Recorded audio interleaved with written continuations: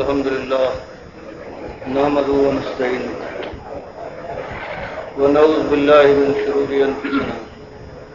ومن سيئات أعمالنا من يهده الله فلا مضل له ومن يضلل فلا هادي له وأشهد أن لا إله إلا الله وحده لا شريك له وأشهد أن محمدا عبده ورسوله أما بعد میرے بھائیوں، سب سے پہلے تو میں آپ کو اس بات کی مبارکباد دینا چاہتا ہوں کہ مالک نے وہ فرض جو مومنوں نے اپنے اقرار کے بعد اپنے اوپر عائد کر لیا ہے، وہ فرض پورا کرنے کی توفیق عطا فرمائی۔ اور مجھے قوی امید ہے کہ آپ سارے حضرات نے روزہ اس طرح سے رکھا ہوگا جیسے کہ اللہ نے بیان فرمایا ہے، اور اللہ کے نبی صلی اللہ علیہ وسلم نے اس کی تشریح فرمائی ہے کہ من صام رمضان ایمان و احتسابا غفر له ما تقدم من ذنبه، کہ مالک کے یہاں گناہوں کی معافی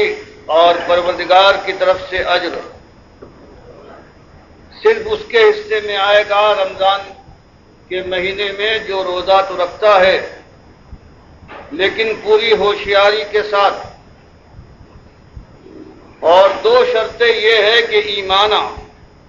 پہلی شرط یہ ہے کہ اس کا ایمان پوری طرح سے خالص ہو، اس میں کوئی لوث اور کوئی نقص نہ ہو، وہ احتسابہ، اور دوسری چیز جو لازم ہے وہ یہ کہ ثواب سمجھ کر کہ مالک نے اپنے غلام کو حکم دیا ہے کہ میں جس وقت جو اشارہ کر دوں اس پر عمل پیرا ہو، اس کا میں اجر دوں گا، انعام دوں گا، اور کوئی شخص یہ بات سمجھ کر روزہ رکھتا تو مجھے آپ سے یہ قوی امید ہے کہ اللہ نے چاہا تو آپ کا روزہ انہی شرائط کی پابندی میں ہوگا، اور امید ہے کہ پروردگار اس کا اجر دے گا۔ اور یہی بات حدیث میں، بخاری اور مسلم کی حدیث میں آئی ہے کہ ومن قام رمضان ایمانا و احتسابا، جو نماز پڑھتا ہے، یہ تطوع اور تراویح کے نام سے پکاری جاتی ہے، یہ بھی ایمان اور احتساب کے ساتھ اگر کسی نے ادا کر لی تو اللہ اس کے پرانے خطاؤں کو معاف کر دے گا۔ اور یہی حال ہے من قام لیلۃ القدر ایمانا و احتسابا غفر له ما تقدم من ذنبه، جس نے لیلۃ القدر میں اللہ کی بندگی کی ایمان اور احتساب کے ساتھ، ثواب سمجھ کر کہ مالک نے فریضہ مقرر فرمایا ہے، مالک راضی ہوگا، مغفرت فرمائے گا، تو اس کی خطائیں معاف ہو جائیں گی۔ اللہ میری خطا کو، پرانی خطاؤں کو معاف فرمائے، اگلی خطاؤں کے لیے بھی یہی دعا ہے۔ اور آپ حضرات شاید کوئی تعجب کرے کہ بات کیا ہے، یہ بھی روزوں کی تعریف کرتے ہیں اور ہر جگہ، ہر ممبر اور محراب سے روزوں کا ذکر آتا ہے، نماز کی یہ بھی تلقین کرتے ہیں، اور دوسرے کچھ پیچھے نہیں ہیں ان سے، یہ بھی بتاتے ہیں کہ کلمہ وہی ہے، لا الہ الا اللہ محمد رسول اللہ، اور کوئی ہمیں اس کے خلاف نہیں بتاتا، تو یہ سب مل کر ایک کیوں نہیں ہوتے؟ چلو اور کوئی ضد کرے تو آپ کیوں ضد فرماتے ہیں؟ آپ کیوں لوگوں کے ساتھ مل کر، جب بات ایک ہی ہے تو اس کے بعد کیوں مل کر کوشش نہیں کرتے؟ ہماری مجبوریات کے سامنے ہم اپنا عذر پیش کرتے ہیں کہ بات کہنے کے لحاظ سے ہماری بات اور ان کی بات وہی قرآن و حدیث کی، وہ بھی بات کرتے ہیں، لیکن بنیاد ہے جس کے اوپر ہر جگہ پروردگار عالم نے یہی بات کہی ہے کہ ایمان کے ساتھ اگر عمل ہوگا تب عمل کی قیمت ہے، مجرد عمل اگر ایمان سے خالی ہو تو اس کی کوئی قیمت ہماری نگاہ میں نہ اٹھے گی۔ یہ ہمارا جرم کہیے یا اس کو کوئی اور نام دے لیجیے کہ اسی بات کو ہم اعلان کے ساتھ کہنا چاہتے ہیں کہ یہ ساری نمازیں، یہ سارے روزے، یہ حج و زکات، جو امت کی اکثریت آج دنیا میں سب سے زیادہ عبادت کرنے والی امت اگر ہے تو یہی ہے، تو اس سے یہی کہنا ہے کہ تمہارے اوپر اللہ نے، جو تمہاری عام کیفیت ہے، اللہ نے تم پر کوئی عبادت فرض نہیں کی، جو تمہارے ایمان کی کیفیت ہے، بات وہی قرآن و حدیث کی ہے۔ ہم ذرا صفائی کے ساتھ بات کو سمجھا کر کھول کر بیان کرتے ہیں، تم بالکل آزاد ہو، مالک نے تمہاری اکثریت پر کوئی عبادت فرض نہیں کی، کیونکہ مالک ایسا غیرت والا ہے، وہ فرماتا ہے ان الصلاۃ کانت علی المؤمنین کتاب موقوتا، نماز کو سب سے بڑا عمل تم سمجھتے اور ہے، لیکن ہم نے کسی پر نہیں فرض کیا سوائے مومن پر۔ یعنی اگر تمہارا ایمان صحیح ہے، صحیح معنوں میں تم ایماندار ہو، تب تم مکلف ہو، ورنہ ہم نے تمہارے اوپر یہ زحمت نہیں ڈالی ہے کہ نماز 5 وقت کے لیے نماز میں اپنا جا کے وقت بھی برباد کرو اور اپنے روزگار میں جا کے اس کے اندر وقت نہ ڈالو۔ یہی مالک نے فرمایا یا ایھا الذین آمنوا کتب علیکم الصیام، کہ ایمانداروں تمہارے اوپر روزہ فرض کیا گیا ہے۔ یہ سب کے اوپر نہیں، سب کے اوپر تو آگ ہماری بھڑک رہی ہے، وہ سب فرض ہے، لیکن تمہارے اوپر جو خالص مومن ہو، بس ہماری غلطی کہو، ہمارا جرم کہو، ہمیں دوش دو کہ ہم نے اسی بات کو کھول کر ہاں کے پکارے کہہ دیا ہے کہ تمہاری اکثریت پر جب تک تم ایمان نہ لاؤ اس وقت تمہارے اوپر کوئی چیز فرض نہیں ہے۔ مزے کرو، کیوں برباد کرتے ہو اپنی جان کو کہ عاملۃ ناصبہ تصلی نارا حامیہ، عمل بھی کرو، تھک بھی جاؤ اور اس کے بعد جہنم کی آگ میں جھونک دیے جاؤ، کچھ مزے بھی نہیں اڑاتے۔ یہ ہمارا کہنا ہے، اور یہ تیکھی بات ہے، کھلی بات ہے کہ ہم تمہارے سامنے کہتے جہاں آج تم مسالک میں بٹے ہوئے ہو، اس ملک کے اندر کوئی شاید ہی ایسا ہو جو ان 3 مسلکوں سے الگ ہو۔ کوئی اپنے کو دیوبندی کہتا ہے، کوئی کہتا ہے ہم بریلوی ہیں، کوئی کہتا ہے میں اہل حدیث ہیں، کچھ شوافے پائے جاتے ہیں اور کچھ حنبلی ہو سکتے ہیں، لیکن ان کی تعداد اس لائق نہیں ہے۔ تو ہمارا یہی ان سے کہنا ہے کہ تم دیوبندی ہو، میرے بھائیوں بتاؤ ایک دن بھی کبھی تم پر ایمان کا کوئی وقت آیا ہے؟ ہم اہل سنت والجماعت اپنے کو بریلوی کہتے ہو، ہم کہتے ہو تمہارا جہاں سے تمہاری ابتدا ہوئی ہے، دیوبند سے تم شروع ہوئے ہو، قاسم نانوتوی صاحب ہیں، عبدالرشید اس کے گنگوی ہیں، جتنے گزرے ہیں تمہارے اشرف علی تھانوی، کفایت اللہ، امداد اللہ، جتنے ہیں کسی ایک کو نہیں۔ تم اپنے کو بریلوی کہتے ہو جتنے تمہارے بزرگ گزرے ہیں، تم اپنے کو اہل حدیث کہتے ہو جتنے تمہاری اس تاریخ میں، یہ 100 برس کا معاملہ ہے، تینوں کا 100 برس کا معاملہ، اسی کے پیچھے میں اور اس سے زیادہ نہیں ہے۔ تو تمہارے یہاں تمہارے بانی اگر دیوبند کے ہیں تو وہ یہ کہتے ہیں کہ نبی صلی اللہ علیہ وسلم کو موت نہیں آئی، آپ کی روح خارج نہیں ہوئی آب حیات میں، دل میں ہے، آپ کی روح باہر نہیں نکلی۔ اور جیسے میں نے عقیدے دکھائے فوٹو کے ذریعے سے، خلیل صاحب نے جو بذل المجہود کے شارح ہیں ابو داؤد کے، کتنے بڑے ان کے امام ہیں دیوبندیوں کے، انہوں نے سارے فتوے جمع کیے، پاکستان اور عرب ممالک کے،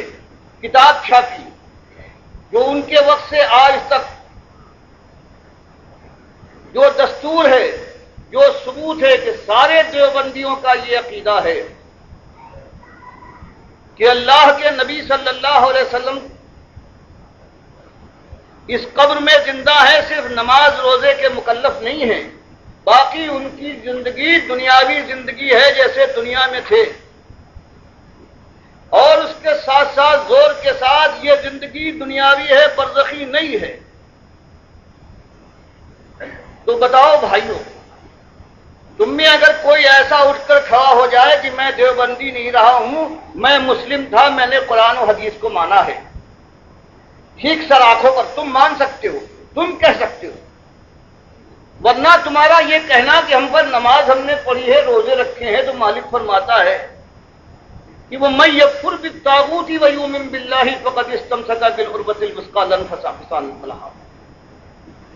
تم اپنے ان کو بناتے ہو اپنا پیشوا، اللہ کی کتاب کے خلاف صاف فیصلہ دیا ہے، اور تم بجائے اس کے کہ اس کا کفر کرو، تم نے مان لیا ہے جو کچھ انہوں نے کہا ہے، اور خود فخر محسوس کرتے ہو اپنے کو اس مسلک سے انتساب کرنے کا اور منتسب کرنے کا۔ تو بتاؤ اللہ کے بندو، انصاف کے ساتھ کہو، کیا تمہارا مالک ایسا ہے، اس کی یہ حیثیت ہے کہ تمہارا کوئی بڑا کوئی امام جب چاہے اس کے قرآن کو قلم کر دے، جب مرضی آئے اس کے نبی صلی اللہ علیہ وسلم کی بات کو رد کر کے اپنی بات چلا دے؟ تو طاغوت کون سے ہوتے ہیں؟ بتاؤ طاغوت کیا ہوتے ہیں؟ اور اللہ قرآن میں فرمائے، ابھی وہ زمانہ نہیں آیا تھا جنگ کا، سورہ نحل میں مالک فرمائے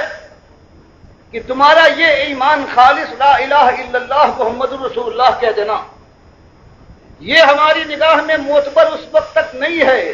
جب تم لات اور عزا اور منات کا انکار نہ کرو۔ یہی کہا گیا کہ کوئی اہل کتاب عیسائی ہو، اگر وہ کلمہ پڑھ دے تو اس کا کلمہ معتبر نہیں ہے جب تک وہ یہ نہ کہے کہ میں حضرت عیسیٰ کو اللہ کا بیٹا نہیں مانتا، اللہ کا نبی مانتا ہوں، کلمہ مانتا ہوں۔ اور یہی فرمایا کہ جب کبھی میں نے کوئی رسول بھیجا ہے، اس نے یہی بات پہلے کہی ہے،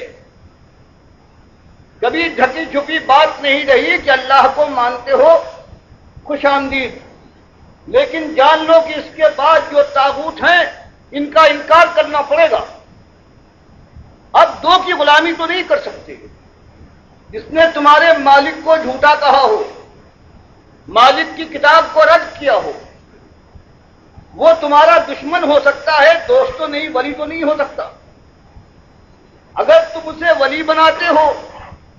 تو مالک فرماتا ہے والذین کفروا اولیاءہم الطاغوت، کہ کافروں کے طاغوت ولی ہوتے ہیں۔ تو کوئی مومن کبھی اپنی زبان سے نہیں کہہ سکتا کہ یہ ہمارے ولی ہیں، یہ ہمارے بڑے، ہمارے امام ہیں، جنہوں نے اللہ کی بات کا انکار کر دیا،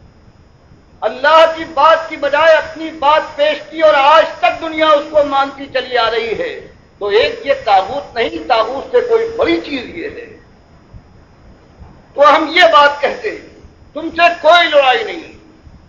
سوائے ایک اپنے مالک کے سلسلے میں۔ تم بھی اسی کے پیدا کیے پیدا ہوئے ہو، ہم کو بھی اسی نے پیدا کیا ہے، تم کو بھی کھلایا ہے، ہمیں بھی کھلا رہا ہے۔ تم سے پہلے جو گزرے ہیں ان کا وہی داتا و دستگیر اور خالق اور مالک وہی تھا،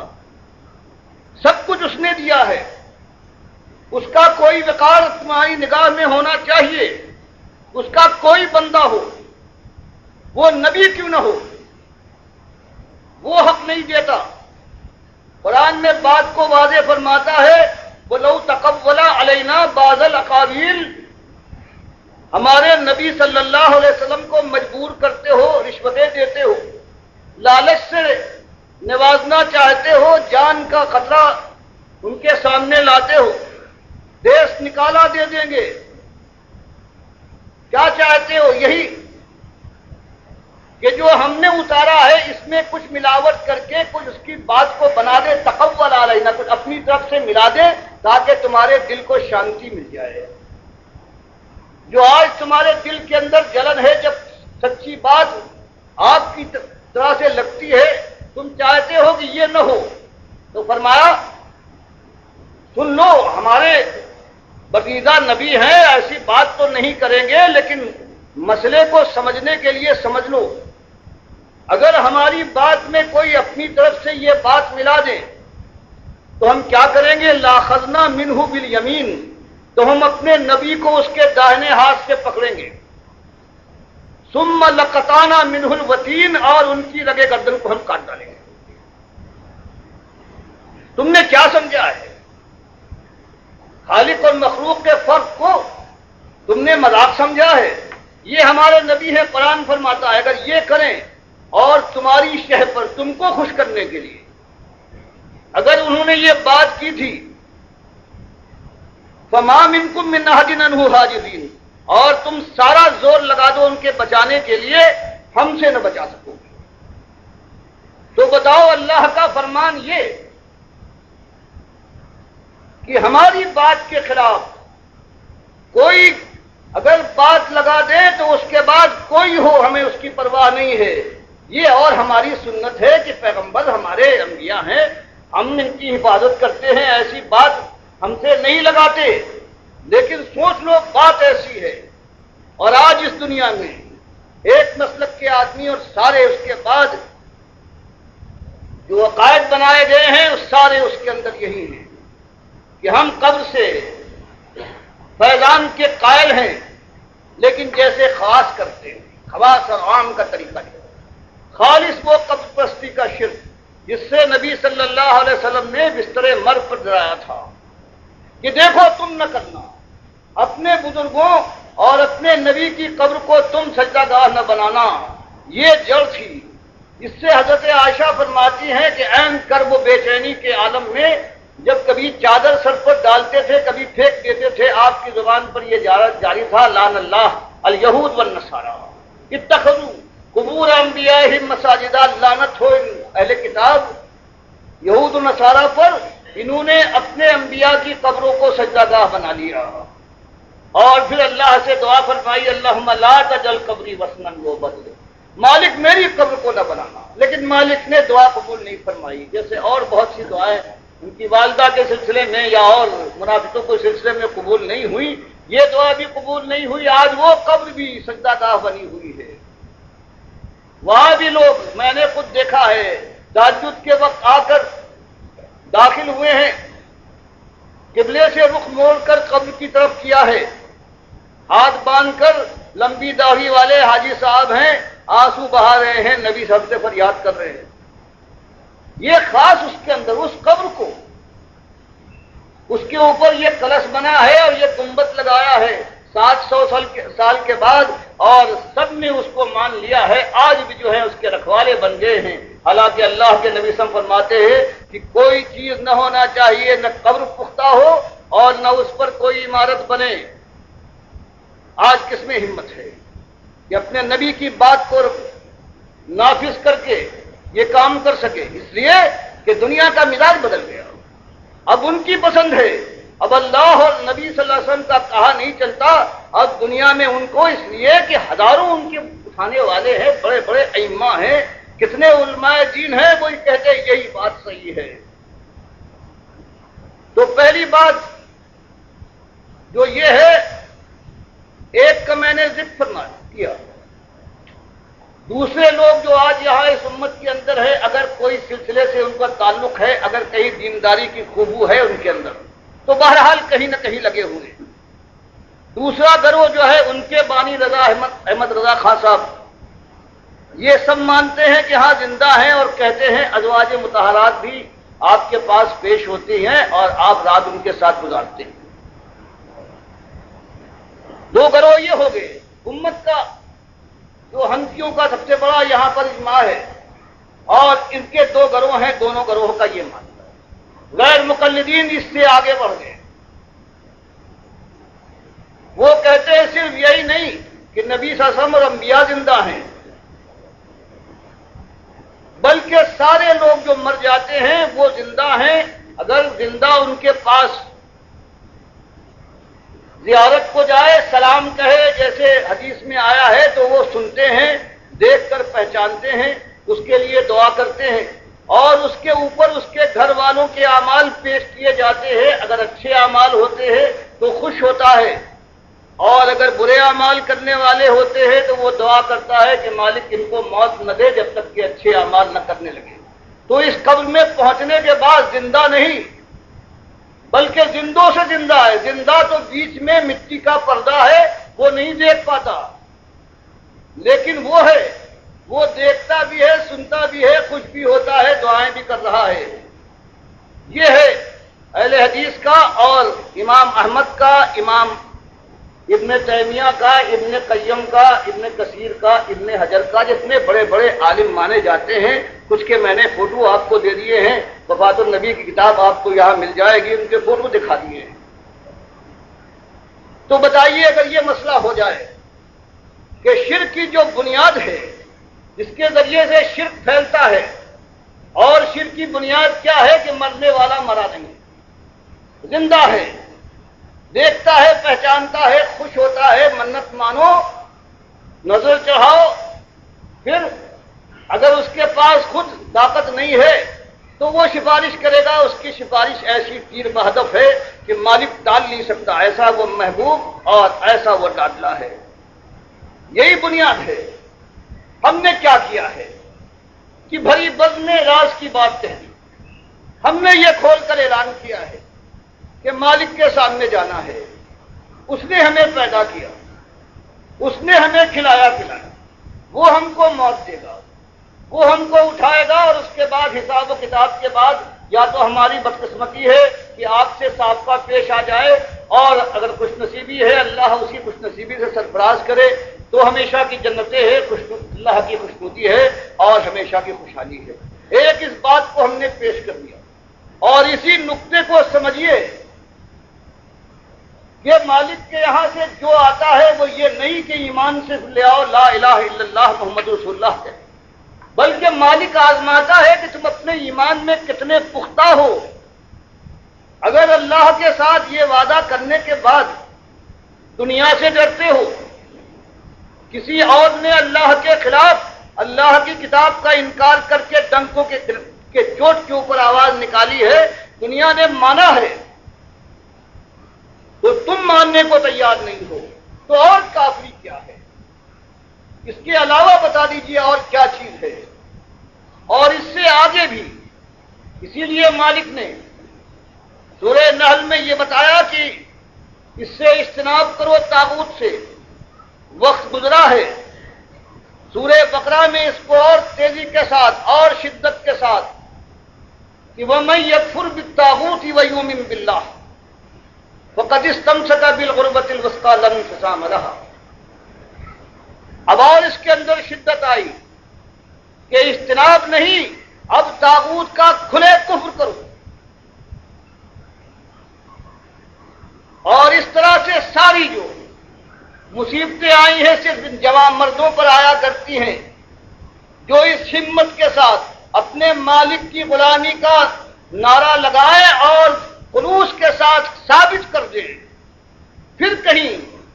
اللہ بھی ان کو آزماتا ہے اور پھر پروردگار کی سنت پوری ہوتی ہے۔ باقی جو میل ملاپ کر لے، جو سب کو خوش رکھنا چاہے، اپنے مالک کو بھی اور مالک کے ان غلام دنیا والوں کو بھی خوش کرنا چاہتا ہے، وہ کبھی یہ بات نہیں کہہ سکتا۔ پھر زمانہ اور گزرا ہے، مالک نے اور کھول کر کہا کہ الذین آمنوا یقاتلون فی سبیل اللہ، اب صرف زبان نہیں، اب تو قتال کا معاملہ ہونا چاہیے۔ اب اللہ کی راہ میں تم قتال کرنے والے بنو، اگر وہاں تک نوبت پہنچ گئی ہے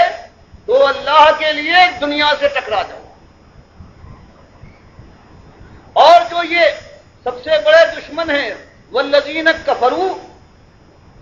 یقاتلون فی سبیل الطاغوت،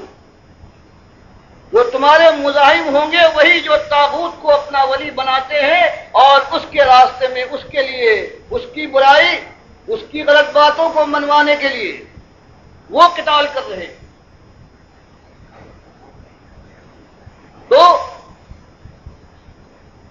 پھر فرمایا کہ پھر جنگ کرو.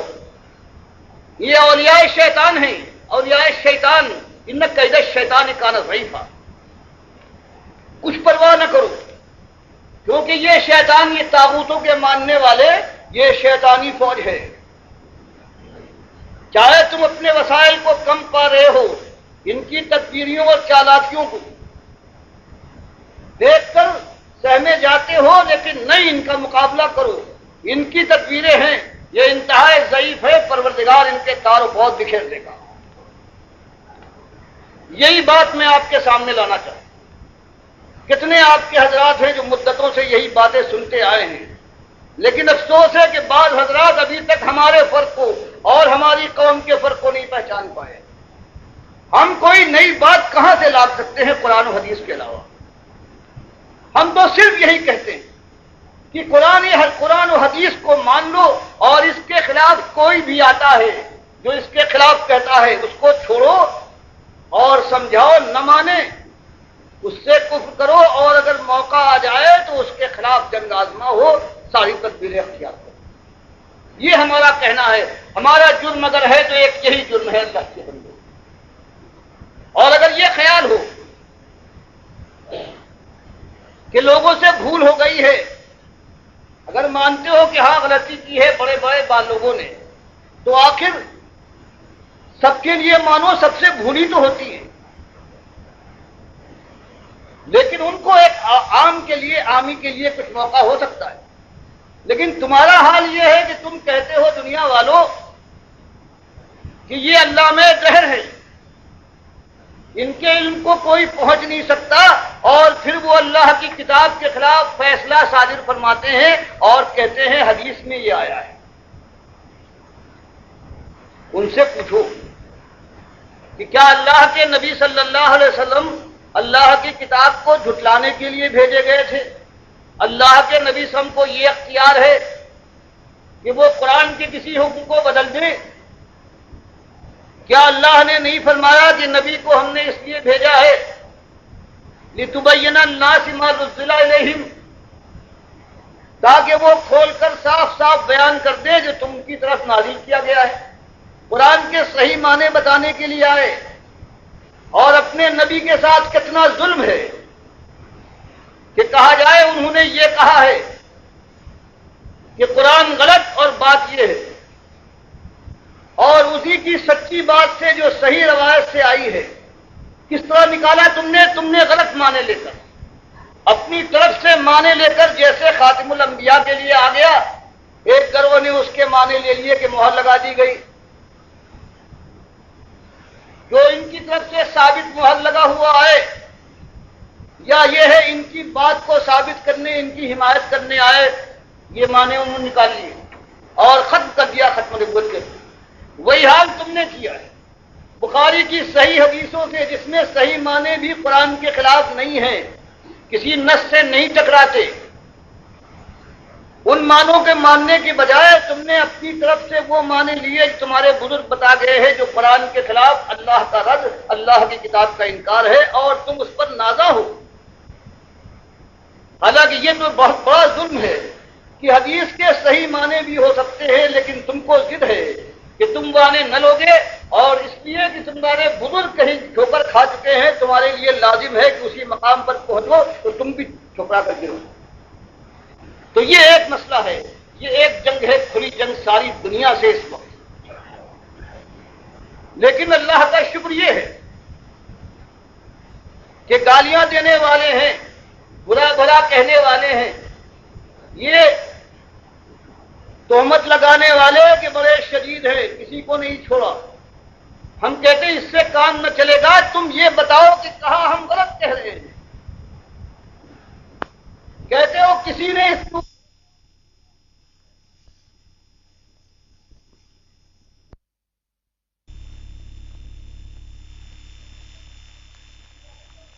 بھی آئی اور ساری دنیا کو ہم نے دیکھا انہی کے اعتماد پر اللہ کی بات کو جھوٹ کہہ رہے ہیں،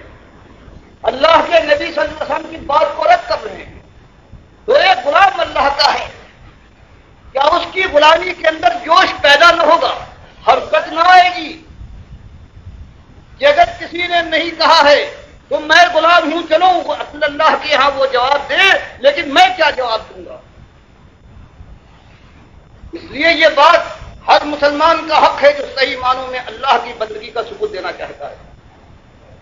لوگ کہتے ہیں کہ اگر یہ کام نہ کرو، بات کہتے رہو اپنی مثبت دعوت، تو میں کہتا ہوں تم اللہ سے بڑے حکیم نہیں، اس کے رسول صلی اللہ علیہ وسلم زیادہ تم سمجھدار نہیں. اللہ نے سارے پرانے جو مشہور تھے سب کو قرآن میں ذکر کیا، یہ فرعون ہے، یہ حامان ہے، یہ قارون ہے، یہ ابو لہب ہے. اور عمرو بن لوہی خزائی کا نام کس نے لیا ہے کہ سب سے پہلے اس ظالم نے شرک کو یہاں پر داخل کیا ہے، اور جہنم کی آگ میں نے دیکھا ہے یہ اپنی ہاتھوں کو کھینچ رہا تھا، پھٹ گیا تھا پیٹ. معلوم ہوا کہ وہاں بھی برزخ میں جسم بھی ملتا ہے، بخاری مسلم کی حدیث سے. تو اللہ اور اس کے رسول صلی اللہ علیہ وسلم کا قاعدہ تو یہ ہے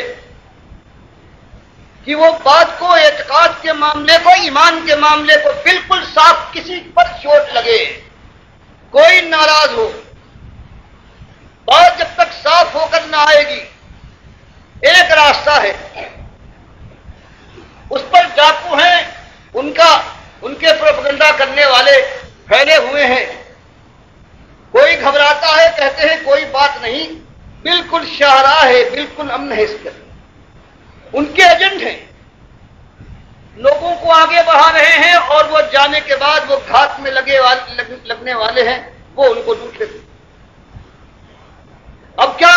ہم کو اگر معلوم ہو جائے، آپ کو معلوم ہو جائے کہ آپ کا فرض نہیں ہے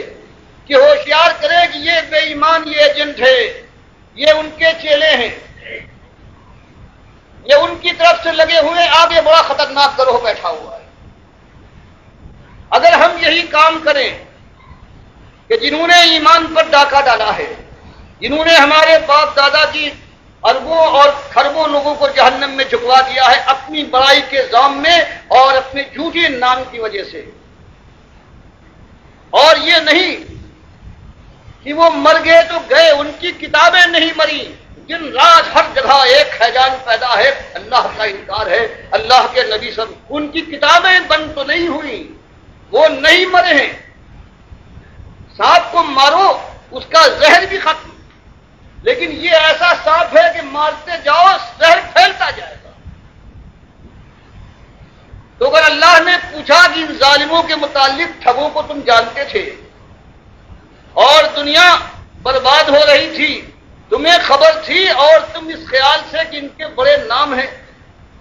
دنیا ناراض ہو جائے گی، لوگ کیا کہیں گے، تم نے اس بات کو کھول کر دنیا کے سامنے کیوں نہیں رکھا. تو اللہ کے بندو، اگر آپ کوئی ہمیں تسلی بخش طریقہ بتا سکتے ہیں تو ہم اس پر سوچ سکتے ہیں. کوئی اور طریقہ اس کے علاوہ نہیں ہے. یہی اللہ نے کیا، یہی اللہ کے رسول صلی اللہ علیہ وسلم نے کیا، اور یہی پکارتے ہوئے آپ مکے کی گلیوں میں اور خانہ کعبہ کے اندر پکارتے تھے کہ انکم وما تعبدون من دون اللہ، تلاوت کرتے ہیں کہ تم اور جن کو تم من ظالموں کو پوچھتے ہو،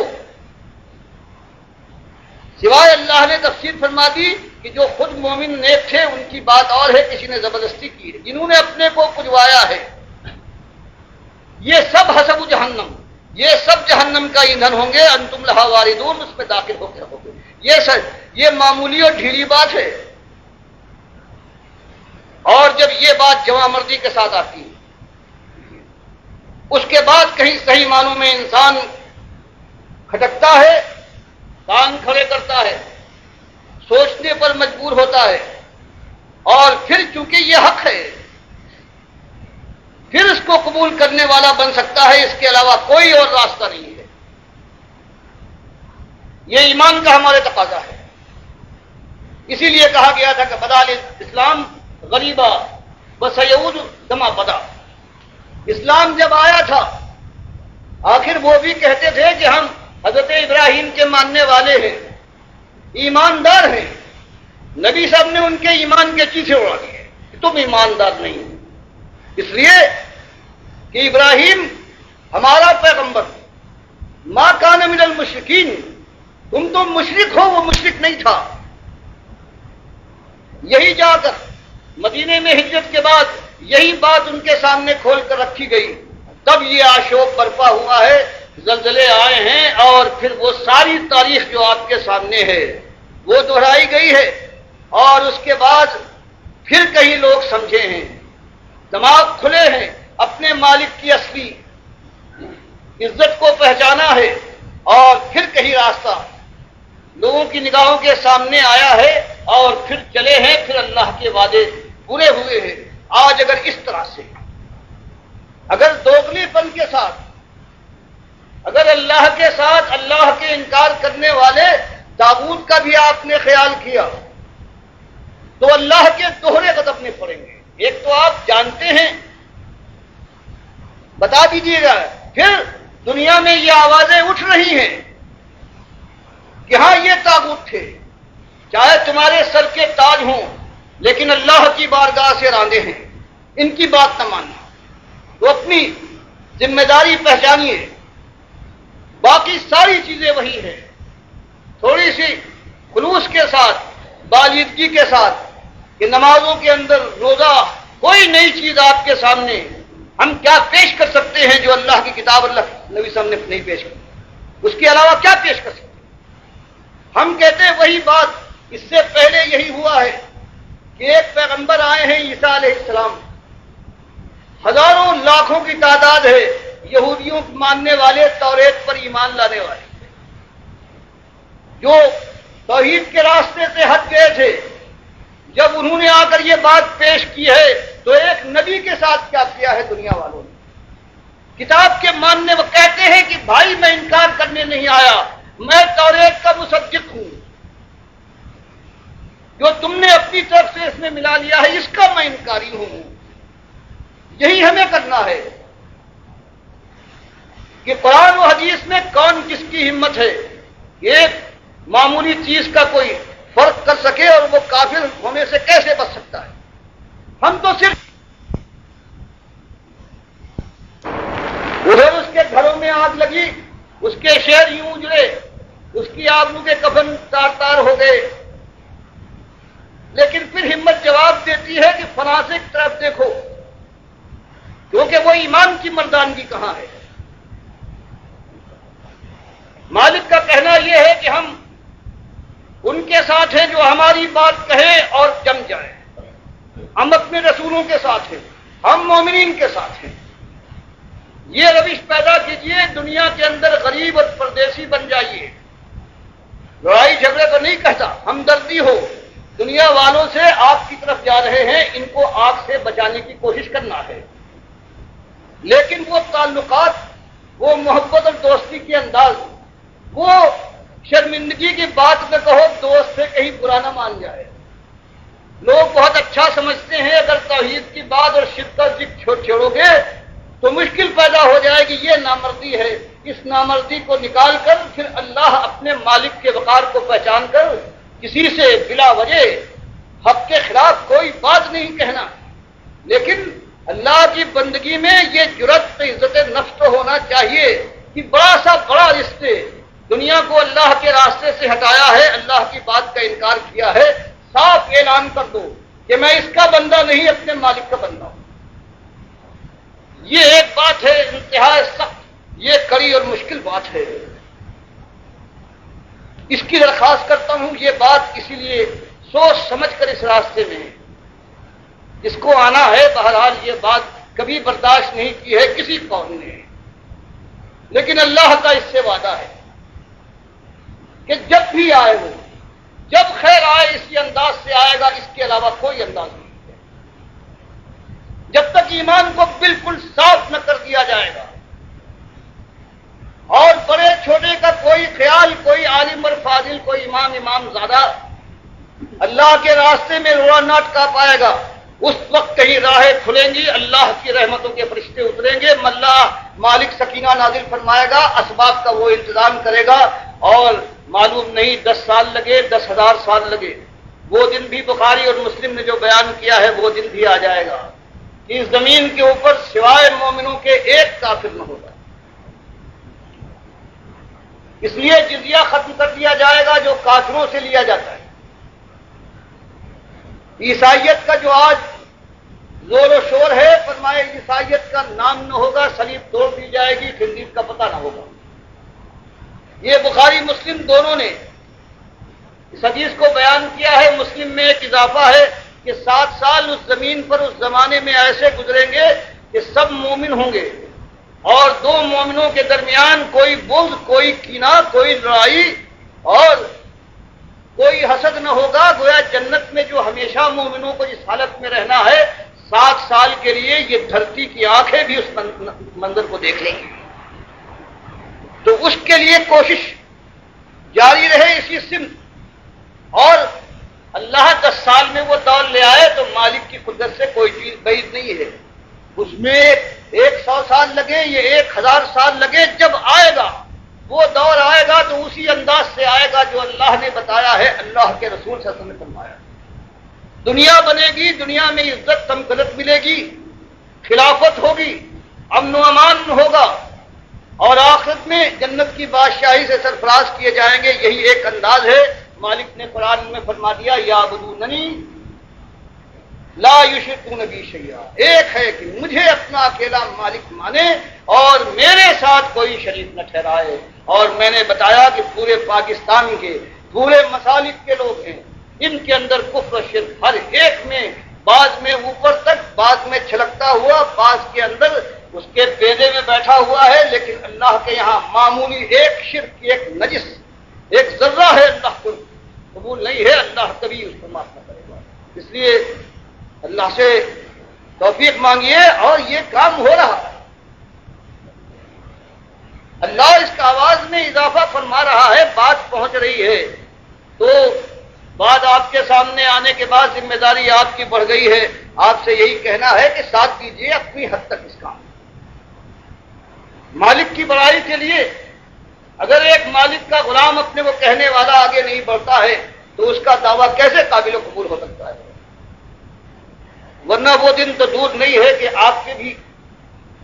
بازو اگر اٹھانا چاہیں تو آپ نہ اٹھا سکیں گے، سینے پہ پڑے ہوں ڈھلک جائے تو روک نہ سکیں گے، پنڈلیاں بعد نہ اٹھائیں گی، بلکہ اگر آپس میں چمٹ جائیں تو الگ کرنا بھی بس کی بات نہ ہوگا۔ یہ آنکھیں جو آج اللہ کی بات کی پرواہ نہیں کرتی، مٹکتی رہتی ہیں، یہ جب چڑھیں گی تو گھر والے ہیں وہ ڈریں گے اور آنکھوں پر پٹیاں باندھیں گے، منہ کھلا رہ جائے یہ اللہ کی حرام کے اوپر سبقت کرنے والا، تو اس پر ڈھاٹا باندھا جائے گا۔ وہ دن تو آنے سے پہلے اللہ کی بات کو پورے شعور کے ساتھ قبول فرمائیے، اور اللہ نے جو فرمایا ایمان لا کر عمل صالح کر کے پھر یہی دعوت حق ہے، یہ بلند ہو اور اس راستے کی چوٹیں سہلاتے ہوئے، زخم چاٹتے ہوئے شیرانہ وار منزل تک پہنچ جاؤ۔ موت منزل ہے، بس امتحان ختم ہوا، جنت کی بادشاہی کے مجھے تم کو اسی وقت